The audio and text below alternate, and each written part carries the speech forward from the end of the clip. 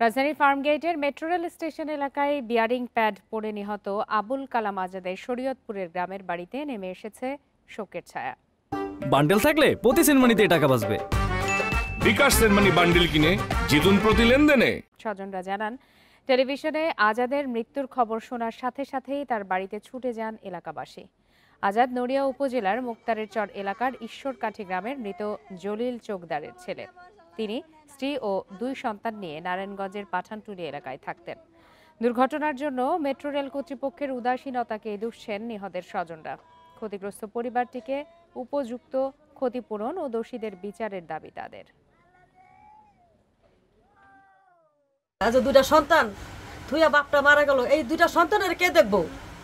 অল্প বয়সে একটা মেয়ে বিধবা হইলো, এটা কে দেখবো? সরকারের দায়িত্ব নিব?